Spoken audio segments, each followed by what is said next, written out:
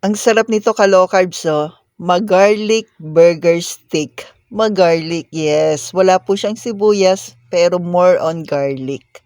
So, una po, ipiprito po natin yung ating mga giniling, yan. Lagi ako may stock niyan sa rep para sa mabilisang misang pagluluto. Pinirito lang po natin sa coconut oil, pero dahil medyo makapal po yung aking nagawa, yan, hinati ko sa gitna. Yan po. So, pwede naman po.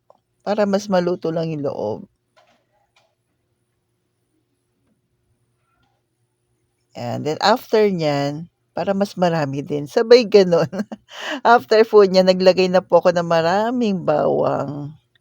Igigisa rin natin sa ating pinagprituhan po para mas malasa. Then yung ating mushroom. Gisa lang po natin. Tapos lagay lang ng coco aminos. Lagyan din natin ng konting tubig para po hindi masunog masyado yung ating bawang. Tapos nag-add lang po ako ng konting asin.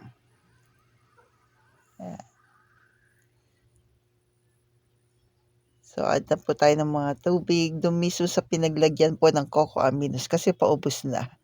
Then yung ating pinirito po. Yan. Tapos takpan lang po natin, pakuluan ng ilang minuto, then okay na po. So, stay healthy, stay low carb po, and God bless sa ating lahat.